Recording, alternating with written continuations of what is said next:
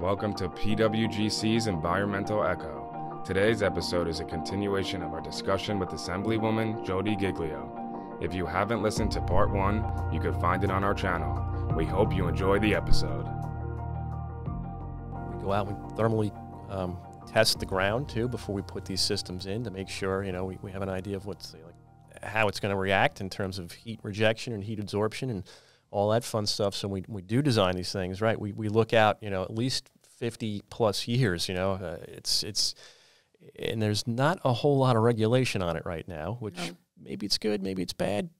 I'd say the bad part would be it's like the Wild West, first come, first serve, the pioneers. You just go out and if I put a geothermal system in right here, and what's my neighbor going to do? It's like a checkerboard, if it all starts popping up and, can we overload the ground or do we have to just go deeper with the next guy? So all that has to be taken into consideration. But I'm all for it.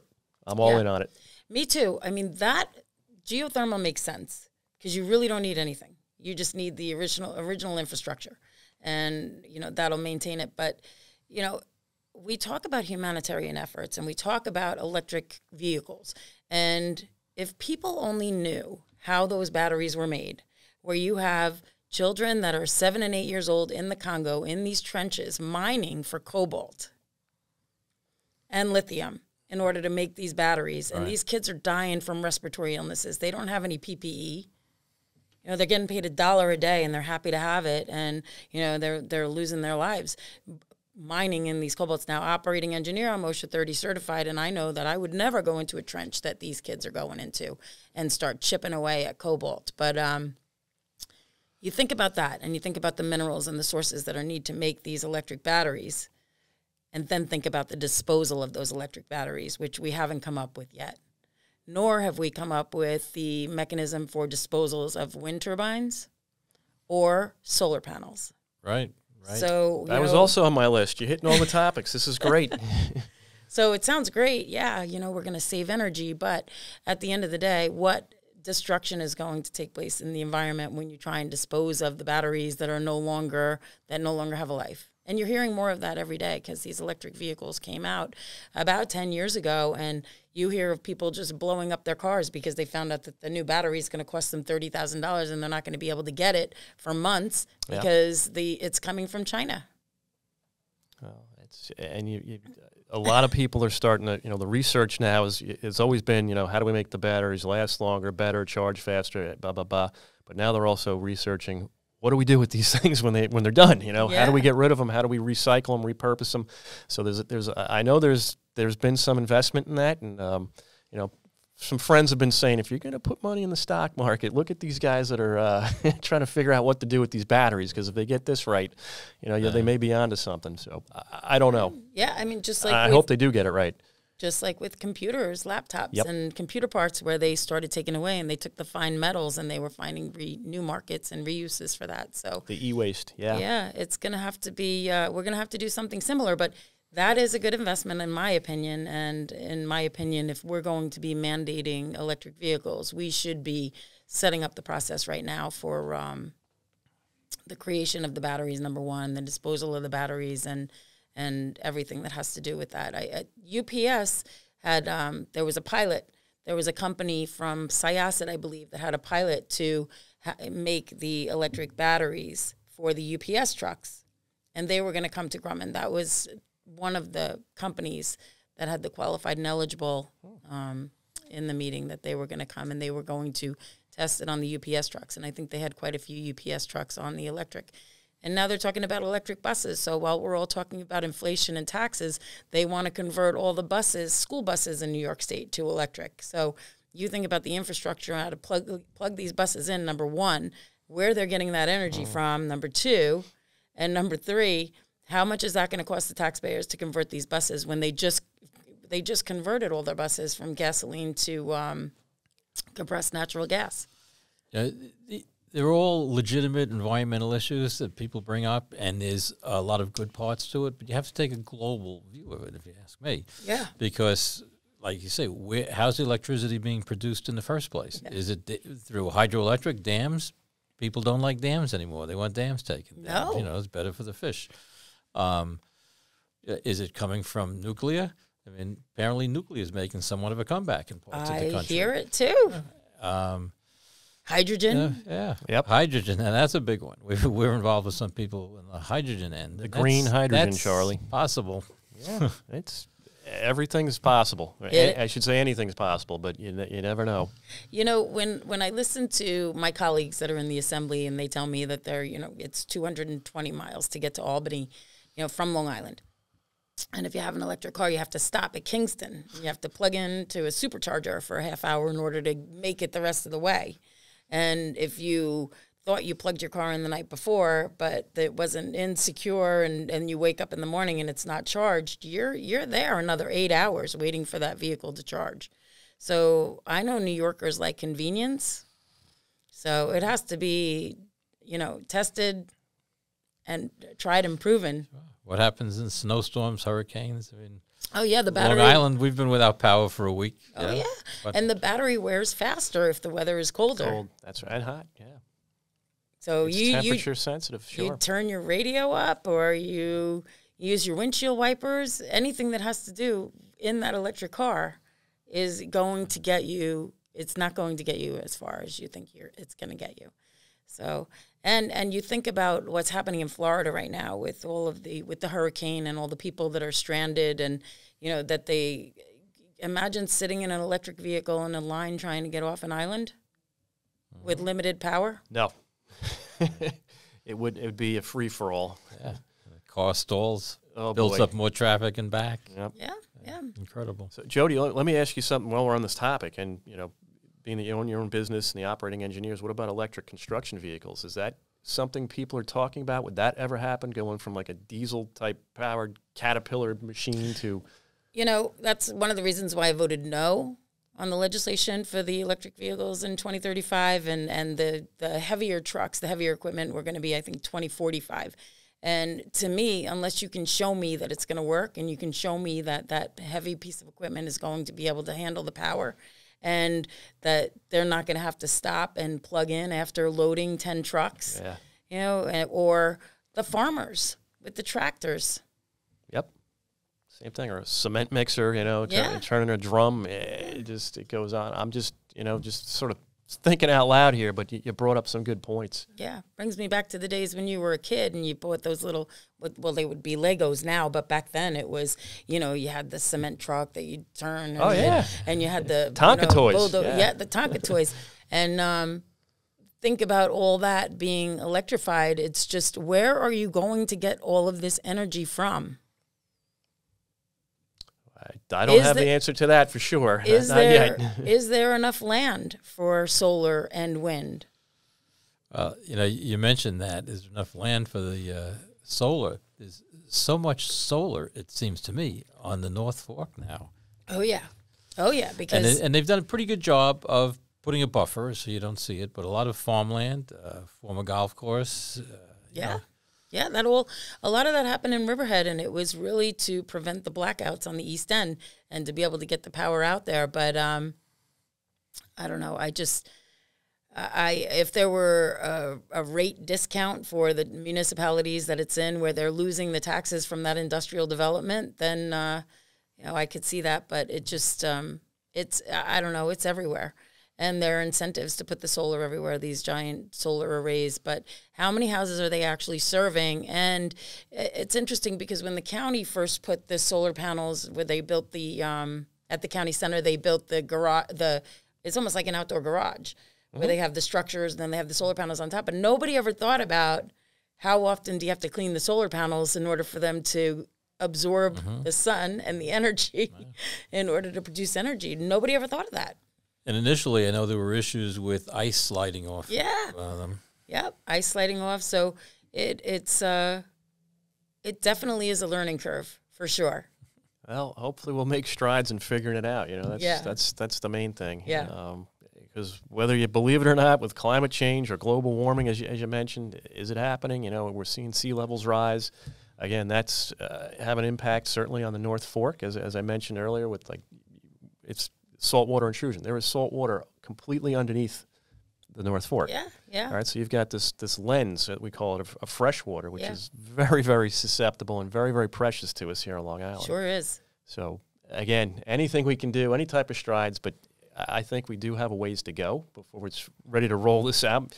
Is 2035 going to be enough time? Time will tell, I guess. Yes, it certainly will. And we also have to, like I said, go back to creating businesses here that are not government businesses for manufacturing of electric batteries. And for all the parts, for all these efforts of trying to, make New York. I have 3 sisters that live in California, and they're paying $6.50 for gas. And you know what they've done is everybody works from home. So what they're doing is where you used to have these office spaces and you used to have, they're converting them into apartments, affordable housing. So you have everybody that's working from home, and then you have all the office space that the businesses no longer need the overhead. They can operate from anywhere. Right. We've learned through the pandemic. So all of the office spaces and the, big spaces are turning into affordable housing. My sister lives in San Diego. She said that she had an intruder last week, someone just walking in her sliding glass door, that she had to call the police. Someone that had just got away, so you would say. But they're turning a lot of these places into housing for those specific people. Look at the cruise ship that has all the Carnival cruise ship. You saw that, where they took a lot of the immigrants that had come over. That one, no, I haven't heard that one. Yeah, they're living on a cruise ship. Wow. That's all right. Repurposed it, I guess. Yeah. For sure. But one last question on the geothermal, right? Yes. So we talked about, residential. What do you think of maybe more commercial scale going to district? It's a utility where we hook up multiple homes or a whole neighborhood to a single geothermal system. Have you had any discussion on that? Or? Yeah, we actually had one in Riverhead. We did, you do, absolutely. Glenwood Village. That was one of the first ones. Correct. And I was actually there for that. And it was great. And they are, those 8 homes or whatever it is, they're actually benefiting from that, and their utilities are a lot less. And I think that's a great idea. I think that, I don't know how often you talk about geothermal, but I think I know what it is, but do your listeners know what it is? If they've been following us regularly, yeah, they've heard. We've had a full episode dedicated to the technology. We did another one specific to one of our projects, which was St. Patrick's Cathedral in Manhattan. That's a geothermal system there. Hopefully, if they've listened to, maybe we do have to refresh, but we do rebroadcast occasionally the podcast too. So we try to keep them up to speed. And now that I'm thinking about it, Town of Riverhead they just adopted a resolution on Tuesday that they're going to put an ice hockey rink in EPCAL, the former Grumman facility. And they're calling me, asking me if I can get them a discount on the utilities, but geothermal would be perfect for that. Geothermal comes with rebates from PSE&G, and if we've been talking to National Grid a little bit too, those non-pipeline alternatives. Again, I told you the gas company wants to get out of the gas business. If you can demonstrate to them that they no longer have to provide that gas service there, and the infrastructure that was going to be required to run the main and all the piping and everything, there's availability for some, financial assistance from them as well. Yeah. So there could be some real good opportunity if people are interested in listening. So yeah, and just the idea of the state, and if you were going to make legislation, if there was an energy consumption over a certain kilowatt hour, that you would look into alternatives to see if they would work for that particular project would be interesting. Well, we've done some. We've gotten some pretty good, sizable rebates for some customers, and it's all based on the efficiency of not so much the ground couple side, but the heat pumps inside the building. Yeah. Once you reach a certain, EER and COP, these are the mechanical engineering terms, coefficient of performance and energy efficiency ratings on the equipment, you can max out on the dollars per ton of cooling load. So it's, but again, the more efficient the equipment, the more expensive the capital costs. So that's why the rebates get, increase with the increased efficiency. Yeah, and if you can show that the capital costs actually the capital costs balance out with the cost of energy consumption. Oh, the energy savings, yes. Yeah. I don't mean to steal your thunder, but yes, all the geothermal systems, if you're running them heating and cooling, you can see anywhere from 40, 60, in some instances 70% savings on conventional just regular electric cooling or oil or gas heating. We've done these analyses. It's phenomenal. Yeah, when we were undergoing the sewage treatment plant conversion, where they were going to be watering the grass at the golf course. It was, the first one in the nation. Yeah, I remember that. And now it seems to be a regular thing where people are looking to do that. I know the county's looking to do that too. But we had proposed one wind turbine on the sewer district plant that would have cut the utility costs by 25%. And everyone was afraid of the whoosh, whoosh, whoosh. The noise? Yeah, I know. Crazy, right? So it didn't happen, and now everybody wants to know why their utility rates are, everybody that's on the Riverhead Sewer District, they want to know why their utility rates are so high, why their rates are so high. Interesting. I've been involved with projects where there have been noise issues from things you wouldn't expect, from like an induced draft fan in a chimney stack, as well as in Yaphank with the heating HVAC systems. Yeah. But, I mean, people are afraid of the unknown. Yeah. But one thing with geothermal, you don't have to be afraid because it's below ground. You don't hear a thing. Yeah. Jodi, not to sell it too much, but that's correct. It's out of sight. There's no sound. There's maybe a heat pump or heat exchanger in the building. There's very little to no vibration. Yeah. I mean, the benefits really go on and on and on. So we love it. Well, correct me if I'm wrong, but we worked with the city council in New York City on some of their legislation with respect to geothermal requirements. We absolutely did. We were there when the mayor, it was Bloomberg, signed it into effect. It would be one of the local laws.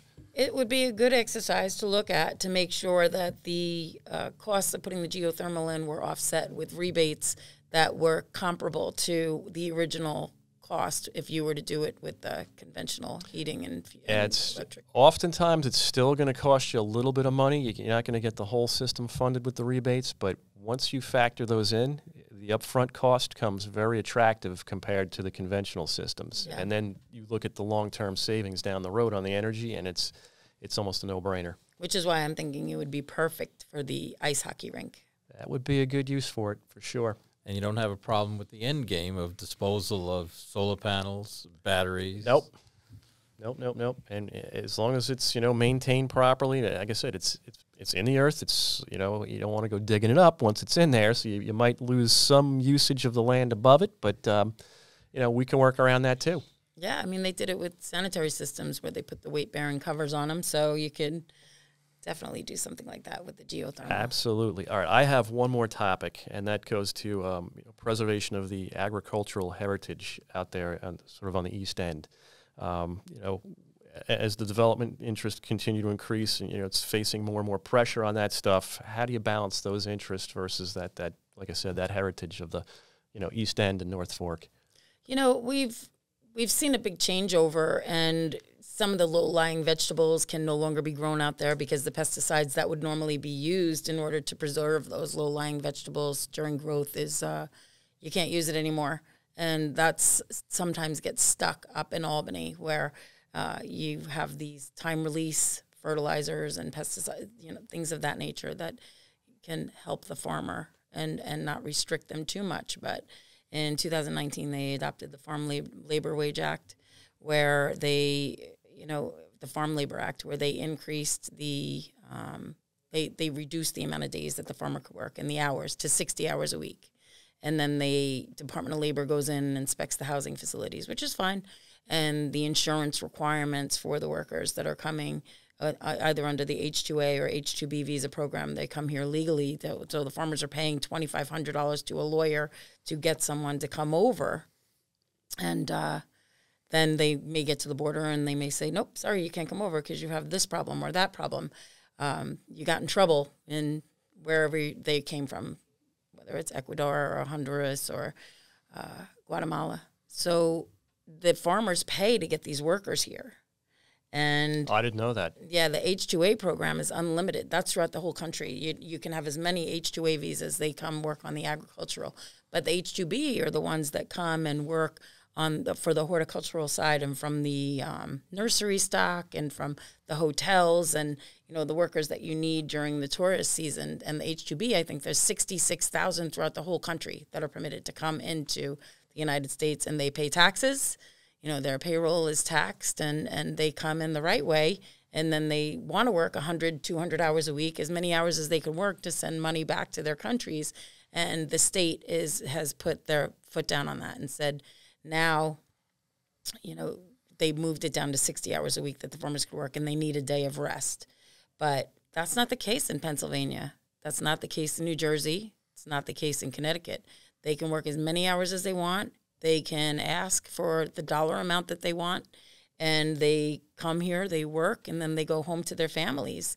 And now the migrants that I'm talking to don't want to work on the farms here because the farmers have to pay $15 an hour minimum wage now, where in New Jersey they may be paying $7.50 because it costs less to live there, obviously, because they don't have the taxes that we do for all these great programs that Albany legislators come up with. But being sarcastic, but the farmers are really struggling.